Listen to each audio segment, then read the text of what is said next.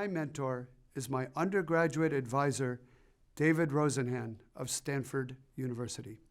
He's no longer with us, unfortunately, but while he was alive, he taught me the values of hard work, of modesty, of being plain spoken, but of incorporating others and valuing everyone who collaborates with you. I remained friends with him for the rest of his life, and our families became friends as well. I'm very indebted to all that he taught me.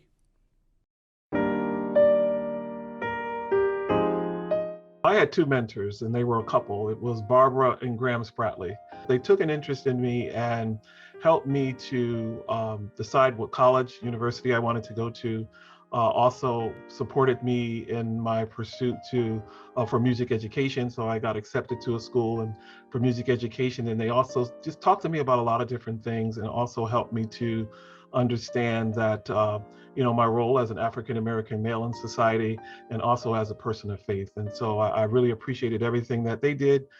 It's hard to pick just one mentor. The friends, family, and colleagues I've had along the way have all influenced me tremendously. It is critical that we keep up the great work we are doing at the Partnership for the Children of Connecticut and help continue to shape our leaders of tomorrow. Thank you, Governor Lamont, for your leadership and offering a support system that helps build a path toward a bright future. So I've thought a lot about who's mentored me during my life, and I've been fortunate that I've had so many mentors, even though they might not have realized that they were a mentor to me. But I think my most important mentoring relationship was with my youth pastor. I was 11 years old when my dad died, and he really took me under his wing. He helped connect me to the youth group, and he was a very positive influence in my life while my family was grieving a very sudden loss. And I think he really made a big difference in making sure that I was okay during that time. The mentor that I would like to give kudos to is Price Taylor, was my success coach at the Obama Foundation Community Leadership Corps. Her knowledge and her wisdom has impacted me and prepared me for a very transformational experience in my life, which was when I got to meet and be on stage with President Barack Obama. So for that, I'm always grateful for her, and I'm grateful that she's my mentor. I'm going to go with Harry Moses, a person that really sowed a lot into my life. And when I think back when I was a young person and Harry was really working with me, is that he taught me critical life skills, things I had no idea about. He was there to kind of guide me through those times. And my love of riding bikes and working on bikes, I learned from him. Actually was able to help make a little money for myself by helping repair bicycles in the neighborhood. And so Harry Moses is just my hero, somebody I continue to think about and look up to, and that's who mentored me. Mentoring, I can think of three. Miss Bethany in 4th grade, Mrs. Meggs in high school, and Mr. Garcia in college. These three outstanding teachers shared their knowledge through formal instruction and explanation, of course. But more than that, they were strong advisors and they shared their lived experiences with me. They imparted their wisdom, their practical insights, and their creativity, which I truly appreciated it. And they made me feel like I could accomplish anything. So confidence is key to leading a happy life. And great job to all the mentors out there. Thank you so much. In my case, aside from my parents, I was lucky enough to have a boss along the way. And it's always intimidating. Oh, geez, your boss. But this boss actually took the time, with me after work to kind of show me the ropes of the business and to give me some advice on just how to do the work in general. And he was very, very helpful to me along the way. We happened to go to the same school, so we had that in common, which was nice. But many of you folks, so many of you kids will find out that you'll grow up in the same town as someone, and you've got some kind of connection that'll bond you with a person, with a mentor who will guide you and show you the right way, whether it's professionally, whether it's personal or whatnot. My mentor, one of my mentors, was a teacher I had in high school. His name was Mr. Koheiser. And I had him for a number of different classes. And he was just someone who had a passion for teaching and just gave me a lot of confidence. He was always very encouraging and helped me to kind of broaden my horizons and maybe think a little bit more ambitiously about what I might do after high school. And I'll always thank him for for kind of doing that for me and giving me the confidence to pursue some educational goals I wasn't sure I was ready for. The person that came to mind is Stephanie Kremeyer. She was a college student when I was in elementary school. And we knew each other because our parents knew each other in the community. We didn't live that far from each other, but Stephanie would take the time to hang out with me.